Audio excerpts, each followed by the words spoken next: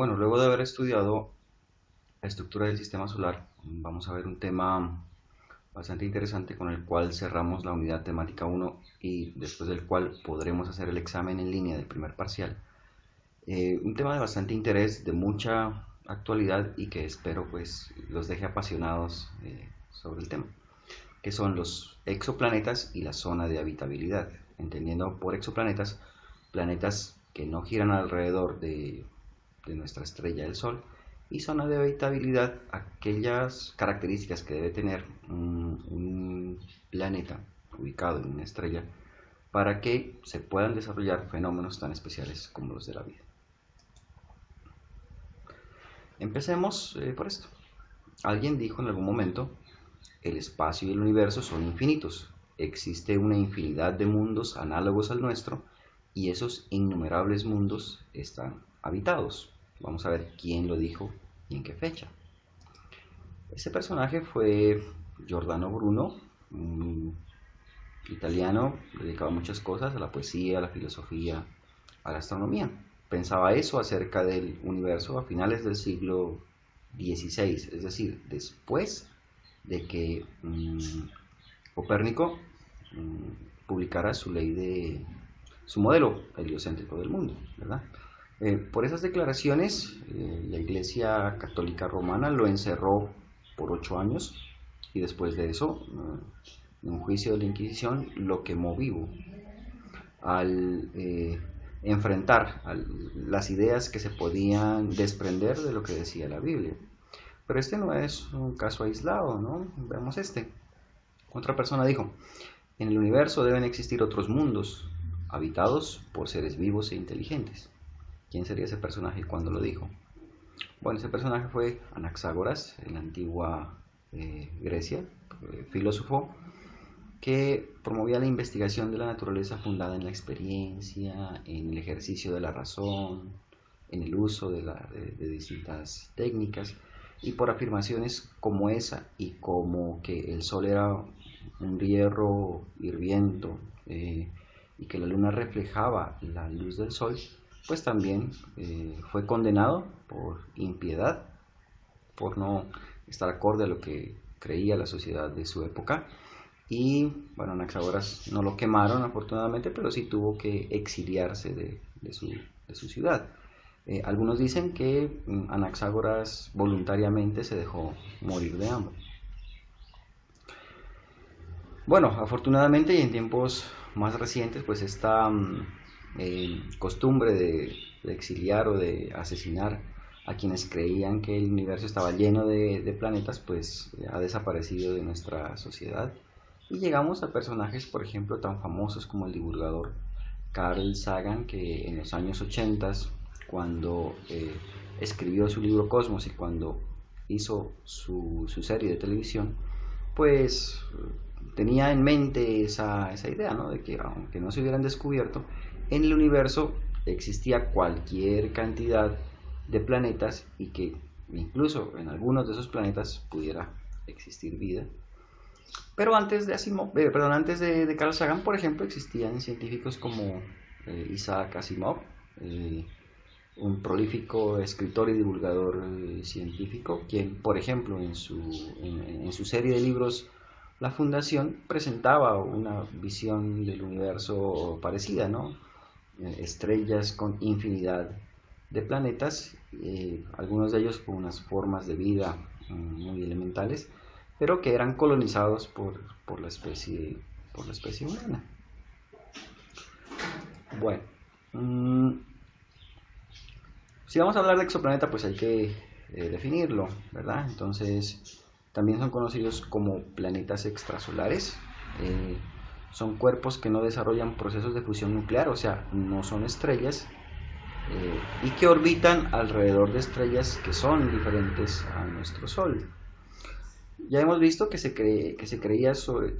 intuía su existencia desde hace mucho tiempo atrás, pero apenas en el año 1992 hubo certeza de la existencia de estos cuerpos girando alrededor de estrellas, pero fue un descubrimiento muy extraño, ¿verdad?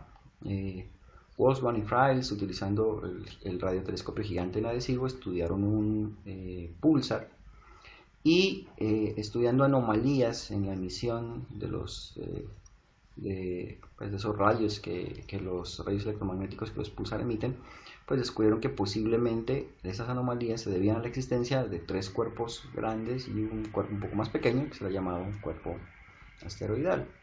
Aquí está por la representación artística de lo que es un pulsar, y pues vamos a decir que un pulsar es una estrella de neutrones que emite radiaciones periódicas gracias al inmenso campo magnético que ellas poseen. Son objetos muy pequeños, no suelen superar los 20 kilómetros de diámetro, tienen una enorme densidad y suelen ser fruto de la explosión y evolución de estrellas de ciertas características. Esta es la visión artística de esos primeros exoplanetas comparados con el tamaño de nuestro planeta.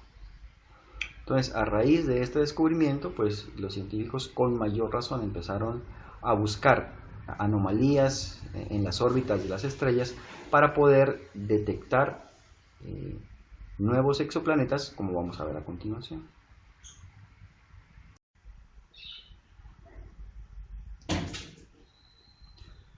Hay otra técnica que son las lentes gravitatorias o lentes gravitacionales.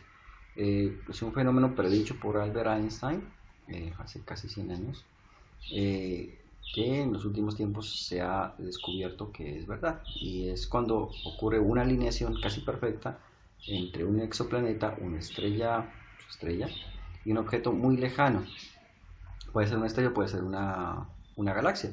Sí, la cuestión es que este efecto de la lente gravitatoria o gravitacional ocurre una sola vez, por lo cual si queremos volver a estudiar el exoplaneta, pues hay que estudiarlo a través de otras técnicas, ¿sí? Entonces en la imagen de la derecha podemos apreciar dos objetos, ¿sí? El objeto azul es el objeto lejano, digamos que el objeto amarillo es una estrella que se está moviendo, y en el momento en que quede exactamente entre el objeto lejano y el observador, ocurre la lente gravitacional, ¿verdad? La lente gravitatoria, que es esa especie de anillo azul que podemos apreciar. Entonces, ¿cómo funciona la detección de exoplanetas a través de la lente gravitacional? En la imagen, ¿verdad? El círculo amarillo pues, es una estrella lejana, el círculo rojo es una estrella cercana que pasa a través de él, ¿sí?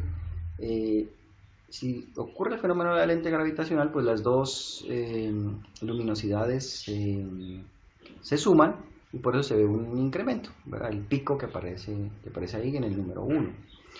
Pero si hay un exoplaneta, en el momento de la interposición, pues ocurre que la estrella genera un pico, pero el exoplaneta cuando pasa, cuando se interpone con el objeto lejano, genera ese piquito pequeño que se ve ahí, que está marcado en 2.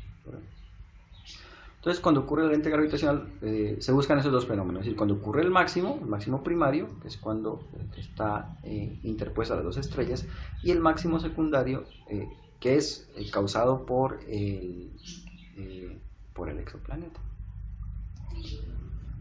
Y la siguiente técnica de detección pues es la detección visual, o sea, exoplanetas que se pueden apreciar en fotografía o utilizando otras técnicas directamente. Es muy difícil de hacer, ¿verdad? Porque pues un planeta puede llegar a ser miles de millones de veces menos brillante que su estrella, y por lo tanto hay que contar con cierta suerte, pero hay estos casos, ¿no? El exoplaneta 2 M1 027b, o sea, el rojo que aparece en esa imagen. Existe un caso todavía más conocido que es Fomalhaut B, que es el que se puede apreciar, ¿verdad? Es decir, ahí está la estrella con un disco protoplanetario y un puntico que se ve por ahí todo perdido, aparentemente el que está marcado con 2004-2006, ¿verdad? Años en los cuales el exoplaneta fue fotografiado.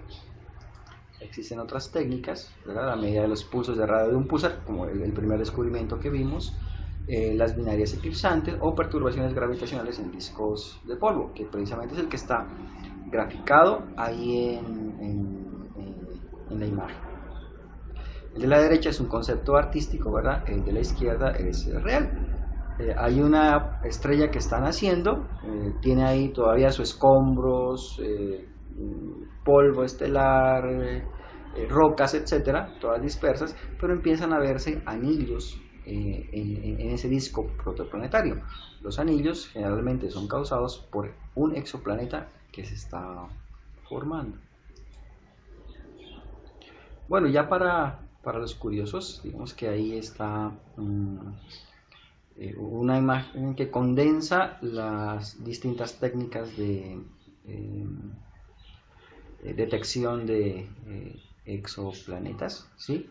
Y pues cuáles han sido el número de exoplanetas que se han ido descubriendo. En un comienzo el método de la velocidad radial era el más exitoso, pero de un tiempo para acá y gracias a los satélites artificiales que se han enviado al espacio, el método del tránsito es el que más estrellas ha logrado descubrir acompañadas de exoplanetas.